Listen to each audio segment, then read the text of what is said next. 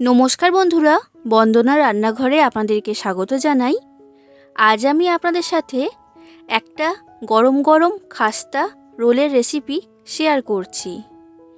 ঘরে থাকা মাত্র কয়েকটা উপকরণ দিয়ে তৈরি করা হয়ে যায় আর খেতে হয় খুবই টেস্টি।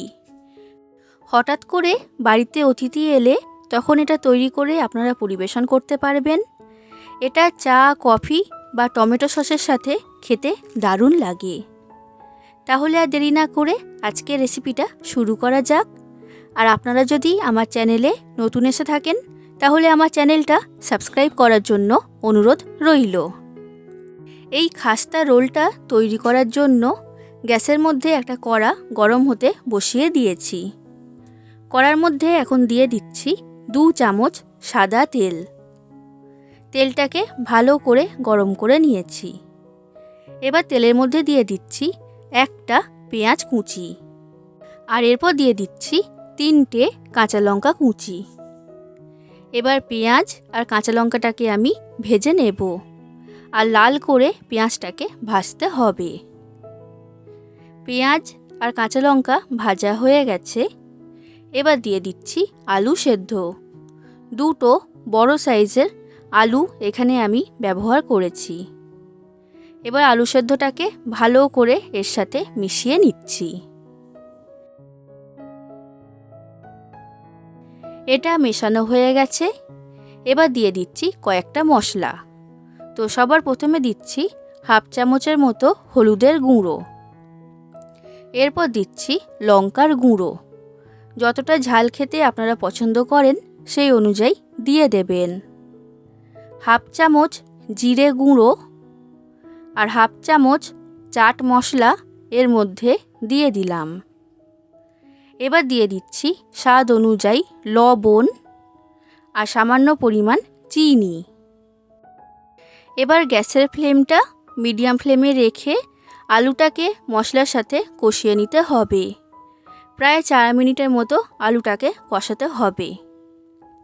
বন্ধুরা, আপনাদের যদি এই রেসিপিটা ভালো লাগে তাহলে অবশ্যই লাইক করে দেবেন, যতটা সম্ভব ততটা বেশি করে শেয়ার করে দেবেন, আর কমেন্ট করে জানাবেন কেমন লেগেছে রেসিপিটা। আর আমার চ্যানেলটা যদি এখনও পর্যন্ত সাবস্ক্রাইব না করে থাকেন তাহলে অবশ্যই আমার চ্যানেলটা সাবস্ক্রাইব করে দেবেন। দেখুন বন্ধুরা, 4 মিনিট আলুটাকে আমি কষিয়ে নিয়েছি। এবার আলুর মধ্যে দিয়ে দিচ্ছি সামান্য পরিমাণ গরম মশলা, কিছুটা পরিমাণ ধনেপাতা কুচি, আর এরপর দিয়ে দিচ্ছি বাদাম। বাদামটাকে ভেঙে আমি এখানে দিয়েছি। এবার সব কিছুকে আমি আলুর সাথে মিশিয়ে নিচ্ছি। আরও 2 মিনিট এটাকে ভালো করে কষিয়ে নেব। বাদাম দিলে খেতে ভালো লাগে, তাই আমি এটা এখানে ব্যবহার করেছি। দেখুন বন্ধুরা, আলুর পুরটা আমার তৈরি হয়ে গেল। এবার আলুর পুরটাকে কড়ার মধ্যে থেকে তুলে নিচ্ছি। এখন আলুর পুরটাকে আমি এইভাবেই রেখে দেব ঠান্ডা হওয়ার জন্য। এরপর একটা থালার মধ্যে আমি নিয়ে নিচ্ছি 2 বাটি ময়দা। এবার ময়দার মধ্যে দিয়ে দিচ্ছি স্বাদ অনুযায়ী লবণ আর 2 চামচ সাদা তেল বা রিফাইন্ড অয়েল। তেলটা এখানে ময়ান হিসাবে ব্যবহার করেছি। এবার তেলটাকে ময়দার সাথে ভালো করে মিশিয়ে নিচ্ছি।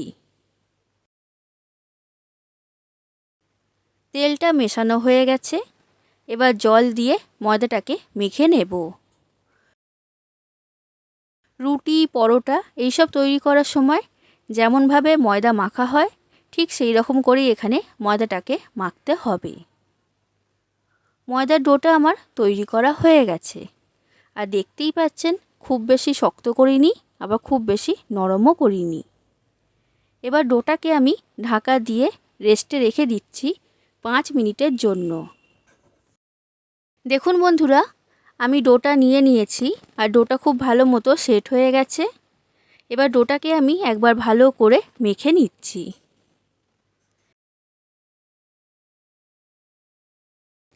এবার আমি লেচি কেটে নিচ্ছি। আর লেচিগুলো এখানে বড় সাইজের তৈরি করতে হবে। তো আমার এখানে মোট 7 পিস লেচি তৈরি হয়েছে। এবার একটা লেচি এর মধ্যে থেকে নিয়ে নিলাম। এবার এটাকে আমি বেলে নেব। আর এটা বেলার জন্য ব্যবহার করছি শুকনো ময়দা। বড় রুটির আকারে এটাকে এখন বেলে নিতে হবে। আর খুব বেশি পাতলা করলেও হবে না, আবার খুব বেশি মোটা করলেও হবে না। সামান্য একটু পাতলা করে এটাকে বেলতে হবে। তো এই রুটিটা আমার বেলা হয়ে গেছে। এবার ছুরি দিয়ে রুটিটাকে আমি এইভাবে কেটে নিচ্ছি। দেখুন, এখানে আমি রুটিটাকে 4টে ভাগে ভাগ করে নিয়েছি। এবার যে আলুর পুরটা আগে তৈরি করে রেখেছিলাম সেটা এখন সম্পূর্ণ ঠান্ডা হয়ে গেছে। এবার এই আলুর পুর আমি এর মধ্যে দিয়ে দিচ্ছি। তো 4টে ভাগের মধ্যেই আলুর পুর দিয়ে দিয়েছি। এবার এই ধারে লাগিয়ে দিচ্ছি জল। আর জলটা এখানে অবশ্যই লাগাবেন, না হলে কিন্তু রোলগুলো ভাজার সময় খুলে যাবে। এবার রোলটাকে এইভাবে মুড়ে ভাঁজ করে নিতে হবে। একদমই সহজ পদ্ধতি, ভালো করে দেখুন, আপনারা কিন্তু খুব সহজেই এটা বানিয়ে ফেলতে পারবেন। আর এইভাবে করলে একসাথে অনেকগুলো রোল তৈরি করাও হয়ে যায়। ঠিক একই রকমভাবে আমি সব রোলগুলোকে তৈরি করে নেব। এবার এই রোলগুলো ভাজার জন্য গ্যাসের মধ্যে কড়াতে সাদা তেল গরম হতে বসিয়ে দিয়েছিলাম। তেলটা গরম হয়ে গেছে। এবার তেলের মধ্যে একটা একটা করে রোল আমি দিয়ে দিচ্ছি। যে কটা তেলে ধরবে সে কটাই দিতে হবে। একসাথে খুব বেশি দেওয়া যাবে না, তখন কিন্তু রোলগুলো ভাজার সময় ভেঙে যেতে পারে। এবার লো ফ্লেমে রেখে রোলগুলোকে আমি ভেজে নিচ্ছি। হাই ফ্লেম বা মিডিয়াম ফ্লেমে রেখে ভাজলে বাইরে থেকে রং চলে আসবে, ভেতরে কাঁচা থাকবে। তাই লো ফ্লেমে রেখেই এটাকে ভাজতে হবে, তবেই এই রোলগুলো খাস্তা আর মুচমুচে তৈরি হবে। দেখুন বন্ধুরা, এই রোলগুলো আমার ভাজা হয়ে গেছে আর এগুলো খুবই খাস্তা তৈরি হয়েছে। এবার তেলের মধ্যে থেকে রোলগুলোকে আমি তুলে নিলাম। ব্যাস তৈরি হয়ে গেল গরম গরম খাস্তা রোল। এটা পরিবেশন করার জন্য এখন সম্পূর্ণ তৈরি। এইভাবে আমি বাদবাকি সব রোলগুলোকে ভেজে নেব।